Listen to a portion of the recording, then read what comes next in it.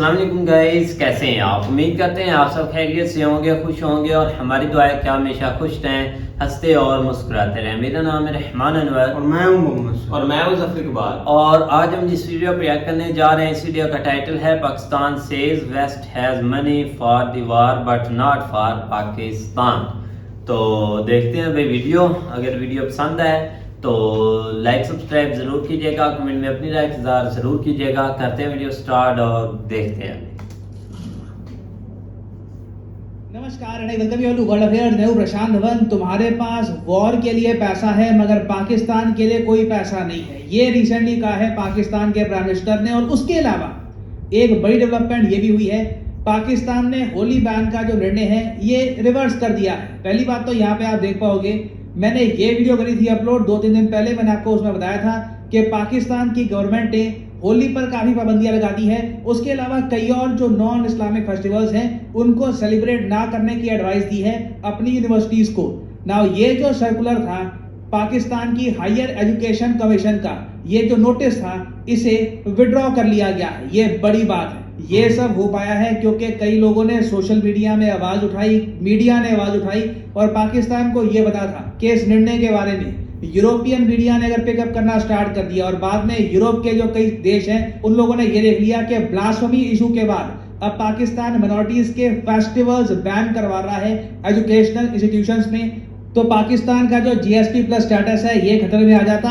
और इनके prime minister जो भी फ्रांस में गए हैं लोन के लिए, कुछ रिलीफ लेने के लिए कि हमारा कर्जा कम करो, हमसे पैसे वापस मत मांगो, ये जो पाकिस्तान की अपील है इसमें भी इनको हैवी लॉस होता। बाकी वैसे मैं आपको ये बता दूं कितनी एक आइरोनिक बात है, इंडिया और पाकिस्तान दोनों एक ही रीजन के देश हैं। इंडिया के पीएम आज के समय यूएसए में गए हैं, इंपॉर्टेंट डील्स हो रही हैं स्पेस से रिलेटेड, डिफेंस से रिलेटेड, ट्रेड से रिलेटेड। वेराज पाकिस्तान के पीएम अभी गए हैं फ्रांस की राजधानी पेरिस में। ये पेरिस में गए हैं ताकि पाकिस्तान का थोड़ा सा कर्जा माफ हो जाए। तो इस वीडियो में हम बात करेंगे कि फ्रांस में आज के समय कौन सा समिट हो रहा है, क्या बात की जा रही है, वर्ल्ड बैंक का क्या प्रपोजल है, पाकिस्तान पर इसका क्या इंपैक्ट पड़ेगा, दुनिया पे इसका क्या इंपैक्ट पड़ेगा। बहुत कुछ आपको जानने को मिलेगा। मगर आगे बढ़ने से पहले आपसे पूछूंगा एक क्वेश्चन। हाल ही में दुनिया के सबसे ज्यादा लिवेबल सिटीज की लिस्ट सामने आई है कि रहने के लिए सबसे ज्यादा बेहतरीन शहर दुनिया में कौन से हैं। ये लिस्ट तैयार करता है इकोनॉमिस्ट इंटेलिजेंस यूनिट। आपको बताना है कि दुनिया की सबसे ज्यादा बेस्ट सिटी कौन सी है रहने के लिए। यह है यहाँ पे आपकी ऑप्शंस, न्यूयॉर्क, वियना, बर्लिन या फिर टोक्यो। कमेंट सेक्शन में करिए उत्तर, सही आंसर मैं आपको दूंगा वीडियो के एंड में। ओके, पहली बात तो ना, ये चेहरा आपको याद है, ये है अजय बांगा साहब, एक इंडियन अमेरिकन है और रिसेंटली ये वर्ल्ड बैंक के नए चीफ बन चुके हैं। ये पहले नॉन व्हाइट आदमी हैं जो वर्ल्ड बैंक को लीड करेंगे। और हाल ही में ना उन कंट्रीज के बारे में जो बहुत ज्यादा कर्ज में फंस चुकी हैं उनके बारे में बांगा साहब ने ये स्टेटमेंट दी पेरिस में खड़े होकर। जरा ये जो छोटी सी क्लिप है 30 सेकंड की, मैं चाहता हूं ये आप देखिए। I am very proud to announce a new debt pause option for countries suffering in the aftermath of a natural disaster. What that does is it gives governments, it gives leaders like me a break from repaying their debts so they can focus on recovery. They shouldn't need to worry about paying the bills. They should feel the hand of the World Bank on their back, not in their face. And that was made possible because of you. अच्छा, तो यहाँ पे आपने देखा बांगा साहब खड़े थे Eiffel tower के सामने। आईफल टावर जैसे कि आप लोग जानते हैं फ्रांस की जो राजधानी है पेरिस, वहां पे आपको मिल जाएगा। अब यहाँ पे देखो इंटरेस्टिंग बात यह है कि पेरिस में ना आज के समय समिट हो रहा है इस बात को लेकर कि जो देश बहुत ज्यादा कर्ज में फंस चुके हैं उनके लिए हम क्या करें। क्योंकि अब कई देश है, फॉर एग्जांपल पाकिस्तान का केस ले लो, पाकिस्तान कर्ज में है, फिर पाकिस्तान में रिसेंटली बाढ़ भी आ गई, पाकिस्तान को जो थोड़ा बहुत टैक्स मिलता था, इनकी सरकार को जो थोड़ा बहुत टैक्स मिलता था उसमें और कमी आ गई। तो ऐसे कंट्रीज का हम क्या करें, इसको लेकर निर्णय लिए जा रहे हैं। वर्ल्ड बैंक ने अभी तक ना ये निर्णय लिया है कि ये लोग डेट पॉज की ऑप्शन देंगे हर कंट्री को, कि अगर मान लो आपने वर्ल्ड बैंक से उधार लिया है, उधार के बाद आपके देश में भूकंप आ गया या फिर कोई और प्रॉब्लम आ गई, तो ऐसा नहीं है कि आपको उस स्थिति में भी लगातार without any pause world bank की जो किस्तें हैं ये लगातार पे करनी है। आप उस वक्त डेट पॉज कर सकते हो, कुछ महीने के लिए आप वर्ल्ड बैंक को पैसा ना दो तो भी चलेगा। आपने देखा बांगा साहब कह रहे थे कि वर्ल्ड बैंक का मेन मकसद ये है कि कंट्रीज को ये ना लगे कि वर्ल्ड बैंक का हाथ उनके बिल्कुल चेहरे पे आ रहा है, उनको लगे कि वर्ल्ड बैंक का हाथ उनकी पीठ पे है, उनको सपोर्ट कर रहा है। तो अपने आप में देखिए वर्ल्ड बैंक का बहुत अच्छा स्टेप है, इंडिया ने इसके पीछे क्रिटिकल रोल निभाया है और इनडायरेक्टली आप कह लीजिए पाकिस्तान को कहीं ना कहीं इससे लाभ होगा। बट पाकिस्तान की समस्या इतनी बड़ी है कि इससे इनका कुछ ना होता। वर्ल्ड बैंक से राहत मिल भी गई तब भी पाकिस्तान खुश नहीं है, इन्हें उसके बियॉन्ड भी बहुत कुछ चाहिए। जैसे कि पेरिस क्लब की हेल्प, पेरिस क्लब के बारे में आपने सुना होगा, 22 कंट्रीज का ग्रुप है, ये काफी बार जो बिल्कुल डेड में डूबे हुए देश है उनकी हेल्प करता है लोन प्रोवाइड करके। इन लोगों ने अभी तक पाकिस्तान को कुछ भी हेल्प ऑफर नहीं करी है। पाकिस्तान ने भी उसके रिस्पॉन्स में कहा है कि ठीक है हम भी पेरिस क्लब की हेल्प नहीं चाहते, बट टाइम इज टिकिंग। एक आप कह लीजिए टाइम बॉम्ब, एक फाइनेंशियल टाइम बॉम्ब है पाकिस्तान में जो लगातार टिक कर रहा है, क्योंकि इन लोगों को 2026 तक $77 बिलियन रीपे करने हैं। ये एक बड़ा फाइनेंशियल बॉम्ब है पाकिस्तान के लिए, और अभी तक पाकिस्तान के पास कहीं से भी इन एनी वे शेप और फॉर्म इतना पैसा नहीं आया कि ये अमाउंट ये लोग रीपे कर पाएंगे। तो देखिए पाकिस्तान अभी के लिए डिफॉल्ट को अवॉइड तो कर रहा है कि चाइना से 1 बिलियन आ गए, सऊदी अरेबिया से 2 बिलियन 3 बिलियन आ गए, बट धीरे धीरे जैसे जैसे 2026 आ रहा है ना, पाकिस्तान को 1-2 बिलियन डॉलर से कुछ हेल्प नहीं मिलेगी। फिर देखिए अगर पाकिस्तान का कुछ होगा तो एक ही सोल्यूशन होगा, ये देश बेचा जाएगा। मैं कोई यहाँ पर नेगेटिव तरीके से नहीं कह रहा कि मुझे बड़ी खुशी हो रही है ऐसा वगैरह, मैं यहाँ पर एक बहुत ही सीरियस बात कह रहा हूँ। पाकिस्तान को लिटरली अपने एसेट्स बेचने होंगे। फॉर एग्जांपल रिसेंटली हमने देखा कि मजबूरी में पाकिस्तान को अपना सबसे बड़ा जो पोर्ट है ये यूएई को देना पड़ा। यूएई इसके बदले में पाकिस्तान को रेगुलरली कुछ बिलियंस ऑफ डॉलर्स देता रहता है। तो अभी देखिए सिंस पाकिस्तान बुरी तरीके से घिर चुका है और ना इनको पेरिस में ज्यादा कुछ रिलीफ मिल रहा है, पाकिस्तान ने नई लाइन पकड़ी है कि जो पश्चिमी देश है, जो ग्लोबल लेंडर्स हैं प्राइमरली, ये पाकिस्तान की हेल्प ही नहीं कर रहे। यूक्रेन के लिए तो बिलियंस बहाए जा रहे हैं। अभी रिसेंटली एक कॉमेडी हो गई थी यूएसए में, गलती से बहुत से बिलियंस ऑफ डॉलर्स यूक्रेन को दे दिए, अकाउंटिंग एरर हो गया, बिलियंस ऑफ डॉलर्स गलती से यूक्रेन के पास चले गए। ये सब देखकर पाकिस्तान सोचता है कि वॉर के लिए तो बिलियंस ऑफ डॉलर स्पेंड करने को तुम तैयार हो, मगर जो फ्लड रैवेज पाकिस्तान है उसको कुछ नहीं दे रहे। यहाँ पे ऑब्वियसली इनको एक बहुत ही सिंपल इक्वेशन ये समझ नहीं आ रही, यूएसए क्या कर रहा है कि जो टैक्स पेयर का पैसा इनके पास है वो पैसा यूक्रेन वॉर के नाम पे अपनी जो डिफेंस कंपनीज हैं उनको दे रहा है, और उसी वजह से आप देख रहे हो पाकिस्तान की जो डिफेंस कंपनीज हैं ये रिसर्च एंड डेवलपमेंट में और पैसा लगा रही हैं, रिकॉर्ड प्रॉफिट्स दिखा रही हैं। वेराज पाकिस्तान में पैसा देकर यूएसए को कुछ मिलने नहीं वाला, nothing is going to happen for USA. हाँ, यूएसए का बड़ा दिल तब देखना होगा जब यूक्रेन रशिया वॉर रुक जाएगी और यूक्रेन कहेगा कि हमें अपने इंफ्रास्ट्रक्चर को रीबिल्ड करने के लिए आप 10 बिलियन 20 बिलियन डॉलर दीजिए, तब देखना होगा कि यूएस गवर्नमेंट क्या कहती है। That will be the real test. But ये सब जो इमोशनल स्टेटमेंट्स हैं कि वॉर के लिए तो पैसे हैं, हमारे लिए 1 बिलियन भी नहीं, ये काम नहीं आ रही, कुछ हो नहीं रहा है इसका। और ओवरऑल मैं कहूंगा शहबाज शरीफ की जो पेरिस ट्रिप है ये फेल साबित हुई है, और कुछ नहीं, ये एक अजीब सी वीडियो सामने आ गई जिसकी वजह से शहबाज शरीफ की काफी आलोचना भी हुई है। अब यहाँ पे आप देखोगे ये पेरिस है वायदा है, ठीक है, यहाँ पे बारिश हो रही है। अब क्या होता है, जो भी वर्ल्ड लीडर्स आ रहे थे उनके साथ एक असिस्टेंट उनके लिए अम्ब्रेला पकड़ रही थी, और वो अम्ब्रेला असिस्टेंट के साथ साथ वर्ल्ड लीडर को भी बारिश से बचा रही थी। अब शहबाज शरीफ को पता नहीं क्या हो गया, इन्होंने यहाँ पे इस लेडी को ये कहा कि मैडम आप अम्ब्रेला मुझे दे दो। इनको लगा कि हाँ मैं खुद पकड़ूंगा। अब दिक्कत ये थी, ये बेचारी स्टार्ट कर दिया इसने, क्योंकि इनके पास अम्ब्रेला थी नहीं, एक ही अम्ब्रेला थी जिनसे दोनों ये बारिश से बचने वाले थे। और ये देखकर कई लोगों ने आलोचना करी पाकिस्तान के पीएम की कि इनको सोचना चाहिए था, जो अपनी सराउंडिंग है ये ऑब्जर्व करनी चाहिए थी। और कितनी ज्यादा एक आयरॉनिक बात है कि इस पूरी ट्रिप में, जिसमें मैं कहूंगा पाकिस्तान का भविष्य दांव पे लगा हुआ है, पाकिस्तानी इसको उम्मीद है नहीं कि यहाँ पर पेरिस की जो ट्रिप थी ये कितनी ज्यादा इंपॉर्टेंट थी पाकिस्तान के लिए, मगर इस ट्रिप में सबसे ज्यादा जो मेन डिस्कशन का पॉइंट था ये वीडियो क्लिप उभर के आया। तो अगेन मैं यही कहूंगा अभी के लिए एक ही पॉजिटिव न्यूज है कि एटलीस्ट पाकिस्तान होली को परमानेंटली बैन नहीं कर रहा एजुकेशनल इंस्टीट्यूशंस में। ना वापस आते हैं प्रश्न की तरफ कि दुनिया की सबसे बढ़िया सिटी कौन सी है रहने के लिए अकॉर्डिंग टू इकोनॉमिस्ट इंटेलिजेंस, तो सही उत्तर यहाँ पे है ऑप्शन बी वियना, ऑस्ट्रिया की राजधानी यहाँ पे आप देख पाएंगे। नंबर 2 पे कोपेनहेगन, फिर ऑस्ट्रेलिया का मेलबर्न आपको मिल जाएगा। लीस्ट लेवल की अगर हम बात करें तो ऑब्वियसली सीरिया की कैपिटल डमास्कस, जहां पे आए दिन इजराइल कभी भी बॉम्बिंग कर देता है।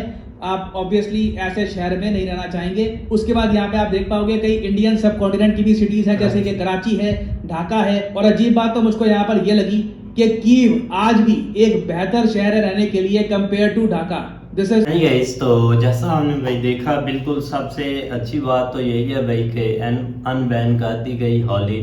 तो ये बैन करनी भी नहीं चाहिए था, ये जस्ट ऐसे ही भाई इनको कोई ख्याल आया कि ये इन्होंने कर दिया, लेकिन ये चीज़ें करने वाली नहीं, क्योंकि भाई हर एक को आज़ादी होनी चाहिए। हम भी यही बोलते हैं, और जब से पाकिस्तान आज़ाद हुआ है तब भी यही बोला गया था कि सारे यहाँ पर आज़ाद हैं भाई, लेकिन आज़ादी वाला कोई यहाँ पर काम नहीं है। यहाँ पाकिस्तानी खुद नहीं आज़ाद, तो बाकियों का भी इन्होंने क्या हाल करना है। वो भी भाई पाकिस्तानी है, उनको क्यों इन्होंने अलहदा समझा हुआ है, वो भी बस हमारे भाई हैं, उनको साथ लेकर हटाने ही नहीं चलना चाहिए था ये तो। चलो ठीक है, अब इन्होंने हटा दिया, ये एक अच्छी बात है, लेकिन ये कि जो दंड पड़ना था ना वो पड़ गया। जो एक माइंड सेट था ना, इनकी जो एक माइंड सेट इनका है ना, वो तो फिर जो है ना एक तरह से इनका सामने आ गया खुल के कि ये मतलब किस तरह का माइंड सेट रखे है। लेकिन इसमें काफी हद तक जो है ना वो किरदार हायर एजुकेशन कमिश्नर जो है ना उनका है, क्योंकि वो पता नहीं एक साइको सा बंदा है, उसने उसको क्या सूझी क्या नहीं, क्योंकि बहुत सारे लोग जो है ना वो पता नहीं जो है ना वो एजुकेशन जहाँ पे ये हो रही थी तकरीब, तो उसको उसने पता नहीं क्यों सीरियस ले लिया कि क्या। लेकिन ये कि जैसे जो है ना वो गवर्नमेंट तक ये बात पहुंची तो उन्होंने फ़ौरन इस चीज़ के ऊपर एक्शन लिया और फ़ौरन उठा दिया। लेकिन ये कि इस तरह नहीं करना। अगर आप एजुकेशन सिस्टम जहाँ पे जो है ना वो लोग बनते हैं, उनका कैरियर सब कुछ जो एक आप आगे जाके लोग रिप्रेजेंट करते हैं अपने आप को, अगर वहाँ पे आपने इस तरह का माइंड सेट रखना है तो फिर आप यही समझे कि अल्लाह यहाँ पर देखो ना, अब ये इन्होंने भी सोचा कि यार बंदा हमें कोई नहीं पूछ रहा, कुछ ना कुछ ऐसा करें कि कोई ध्यान हो, क्योंकि इंडिया है कि मतलब कि अमेरिका की तरफ जा रहे हैं, उनके मतलब के पीएम मोदी उधर जा रहे हैं, अच्छी उनका एक विजिट रहा है। और सऊदी अरेबिया चाइना अपने मगन है अपनी मतलब के धुन में, इन्होंने बोला यार बंदा को नहीं पूछ रहा, कुछ हलचल करे, तो इन्होंने बस भाई एक होली को बैन कर दिया। तो वो मतलब कि मीडिया ने कवरेज देने लग पड़े यार इन्होंने क्यों ऐसा किया। लेकिन जब इनको पता चला कि बाकी भी बंदे हमें कुछ फोकस कर रहे, इन्होंने बैन झट से हटा लिया। कोई परवाह नहीं किधर से कुछ हुआ है किधर से कुछ नहीं हुआ। लेकिन यार काफ़ी ना एक मतलब कि अफसोस हुआ है, क्योंकि पहले सबसे बड़ी बात तो पाकिस्तान को पता नहीं कि ये फ्रांस में लेने क्या गया है, ना इसको इतना मतलब के लोग एक मतलब के तवज्जो है उनकी। यार फ्रांस तो पहुंच गया, पर वो स्टेटमेंट पर नहीं है। स्टेटमेंट सही बात है, उसने ठीक बोला यार। देखो ना, पहले इन्होंने इतने पैसे खा लिए जो भी इधर मतलब के सऊदीया जो भी लोगों ने दिया था, एक लोग बेचारे जो मतलब के फ्लड में एक उनके मतलब के घर भी तबाह हो गए थे और कई लोगों के बेचारों की ज़िंदगी भी चली गई थी, तो लोगों ने काफ़ी एक हेल्प की थी। लेकिन एक मतलब के बाद में कहीं वो एक कहीं पड़े हुए मतलब कि कई मिनिस्टरों के एक जो बोलते हैं फैक्ट्रियों में घरों में हर चीज़ पड़ी हुई थी, इन्होंने सब लूट कर अपने घर में ले गए थे। और कितने कंटेनर मतलब के कोई कराची की तरफ जा रहा है, कोई किसी मतलब के बड़े अफसर की तरफ जा रहा है, इन्होंने कुछ भी नहीं दिया। लोग उधर बेचारे कुछ तो एक मतलब के हेल्प मांगते मांगते ही बेचारे बसे, और कोई मतलब के जो बच गए थे वो भूख से भी मर गए। लेकिन अब देखो एक किस चीज़ को ये मेंशन रख कर मतलब के आगे गए और एक चीज़ का बहाना बना रहे हैं कि हमें और चीज़ दो, क्योंकि इन्होंने मतलब कि एक स्पेशल टीम बनाई हुई है जो कि फ्लड के लिए घर बना कर दे रहे हैं। एक ट्विटर पर उनका अकाउंट है, ये देखो हमने घर बना दिए, रंग इनकी टीम भाई हर चीज को लेकर है, मांगने वाले हर चीज। देखो ना, हमने भी शायद ट्विटर पर वो देखे होंगे, वो जो घर की तस्वीर लगाते हैं, ये जो फ्लड में जिनके मतलब के घर चले गए थे, इनके लिए घर तैयार किए गए हैं, ये सब मतलब के एक खुशी से जिंदगी गुजार रहे हैं। लेकिन बाद में चला कि वो एक जो घर दिखा रहे थे ना, वो ग्रीस की कुछ विलेज थे उनके थे। ऐसे झूठ बोल रहे हैं, यकीन करें। और अब देखो जाकर फिर वो एक मतलब के फ्लड के नाम पर कितना एक मतलब के पैसा मांगे, लेकिन लोग भी भाई समझ गए, यकीन करो लोग लेते ही नहीं लेकिन इनको। इसका विजिट एक तो खैर हमारी नजरों से इतना गुजरा नहीं था, ना ही हमें इतना पता है कि ये उधर गया है। लेकिन उस वक्त तो ज्यादा पता चला जब वो अम्ब्रेला लेके ना वो लड़की बेचारी से भाग गया। अच्छा, वो वो बेचारी पीछे दौड़ रही है। देख यार इनके जो है ना वो कैसे मैनर, अब जस्ट जो है ना वो शो करना था कि मैं छतरी अपने सर के ऊपर मैंने खुद ले ली है, मैंने किसी को पकड़ने नहीं हाँ। दी, लेकिन वो इस थोड़ी सी चालाकी में जो है ना वो उसने अपना सब कुछ जो है ना वो खराब यकीन कर लिया। करें, मैंने वीडियो देखी, एक तो हंसी भी आई थी लेकिन एक दिल से एक अफसोस भी काफी हुआ था कि यार देखो कैसे इसने मतलब कि वो छतरी छीनी है और वो लड़की बेचारी कैसे के रिएक्शन कर रही है इस पर कि ये बंदे ने किया क्या मेरे साथ यार। वैसे ही वो पीछे से बेचारा नहीं एक आ गया था। हाँ, उसने तो बोला कि आप भी एक छतरी के नीचे रहे, मुझे भी कुछ मतलब के बारिश से बचाए, हाँ, आपको मतलब- अपनी एक हाथ तक छोड़ती हूँ, लेकिन छोटा डॉन ने बोला कि ना ये काम नहीं करना। अब अम्ब्रेला मुझे दो। हाँ, लेकिन यार देख ले बस ये चीजें लेकिन दूसरी कैसे तरफ जो घूम रही एक है। बहुत बड़ा ट्रैप बन चुका है, आप जो है ना वो इकोनॉमिकली आप कर्जा जिस तरह आप देख लें कि 77 मिलियन 2026 तक बिलियन डॉलर जो है ना वो 2026 तक पे करना है, लेकिन अभी तक कोई इस तरह का सीन नजर नहीं आ रहा कि इतना पैसा आएगा कहाँ से।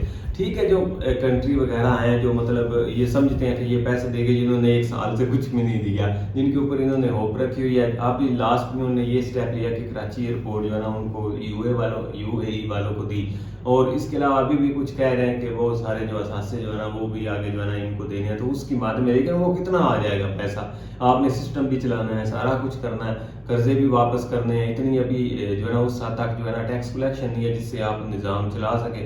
तो पता नहीं यार क्या इनका सिस्टम है, कोई समझ नहीं लग रही, क्योंकि एक तरफ से तो कहते हैं कि डिफॉल्ट के इस कोने के ऊपर हम खड़े हुए हैं, लेकिन ये उस वक्त ही निकलना है जब जो है ना वो डॉलर अंधाधुन आएंगे, तो वो नजर नहीं आता।